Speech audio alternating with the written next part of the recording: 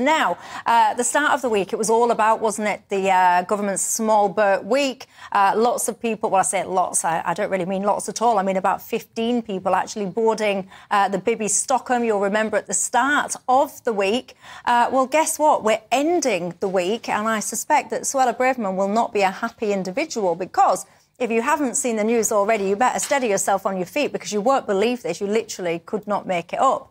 Because now you've got these people on this barge, the Bibby Stockholm, they've now been taken off said barge because bacteria that can go on to cause Legionnaire's disease has been found on board. It's basically been found within the water supply of the barge, so not the broader area, the actual barge itself. Now, you are a firefighter, Paul.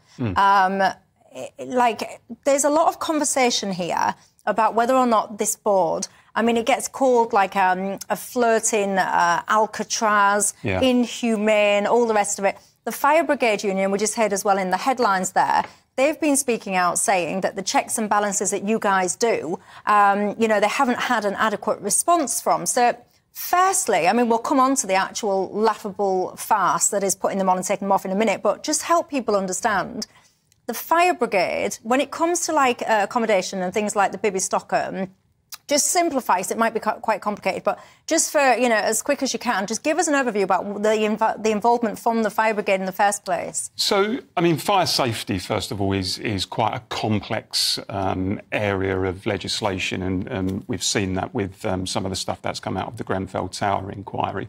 But on something like this, fire safety inspecting officers would be going aboard the barge, and they would be making a number of checks. They would be looking at things like, is there an adequate means of escape in the event of a fire?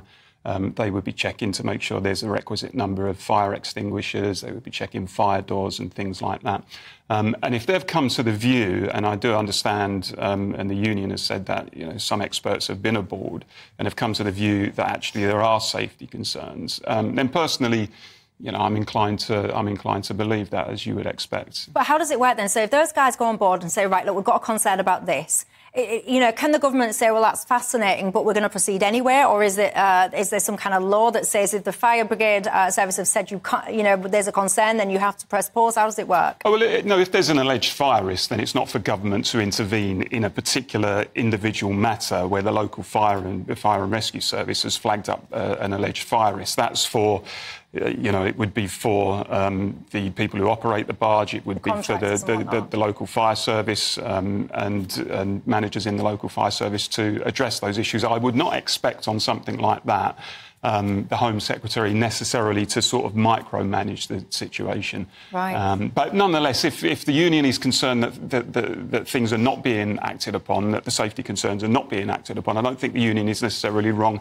to flag it up and to say that the Home Secretary should take a stance on it. Right, well, there you go. So we've heard about the fire thing, so I'll come back to you on the broader migrant point. But, Claire, your thoughts on this whole debacle with the Bibby Stockholm? You're on, you're off.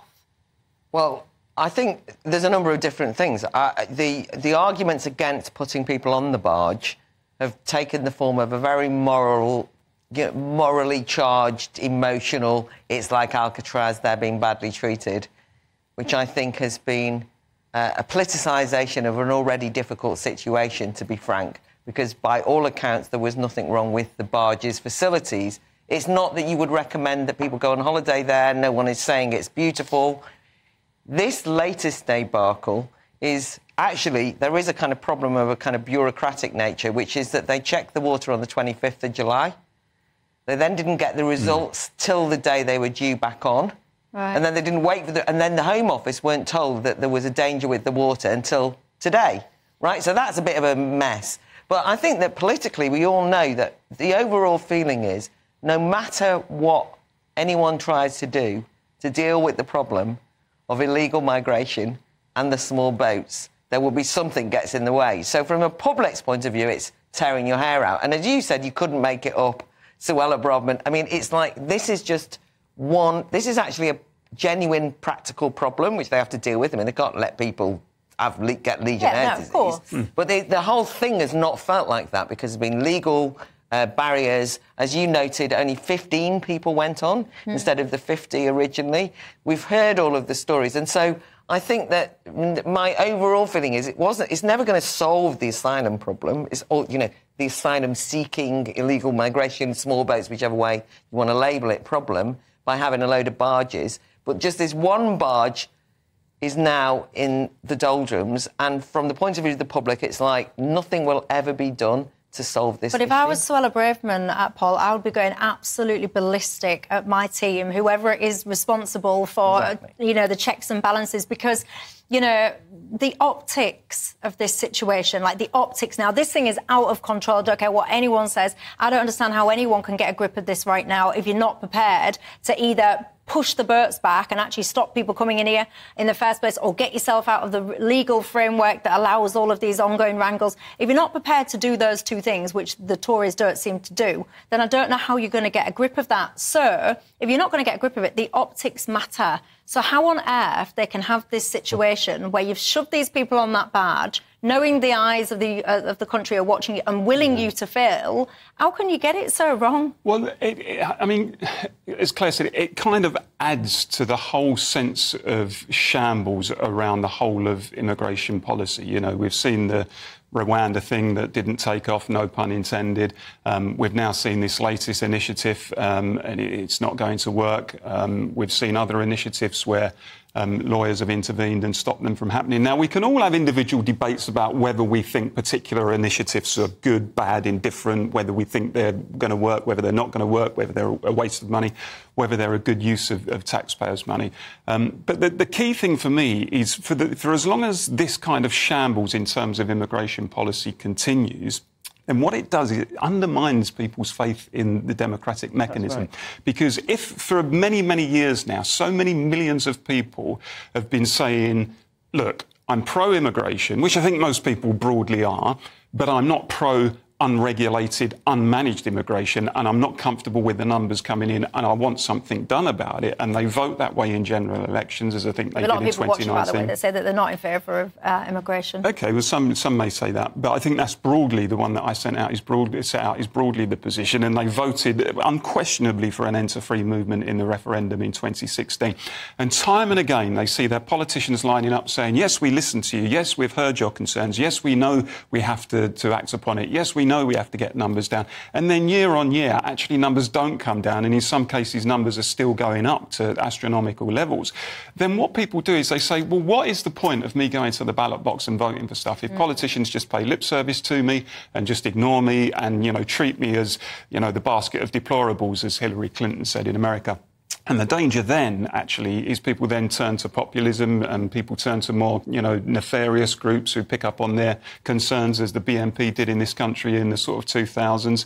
And that's, I think, and I don't think politicians are alive to this, that is the sort of situation that they're stoking up by continually failing. And, you know, Suella Braverman, OK, you know, she says the right things from time to time. People are not interested in fine words anymore on this issue. They actually want the issue addressed. And it strikes me that nobody has got any sort of idea in terms of how to address it. Do you agree with any of that? Yeah, I mean, I actually, it was interesting that you said a lot of people are messaging in saying I'm opposed to immigration, because I think that Paul's absolutely right that what's happened is, because of the absolute debacle and the refusal or the apparent inability of politicians to resolve this or get on top of it, to act with a sense of urgency, to actually behave not just with headlines or with fancy legislation, but to just deal with it. And you, by the way, it's not beyond... I'm not saying I know what to do, but they can do something. I've got an idea, right? But I do think... I just wanted to say one thing. I do think now what's happened is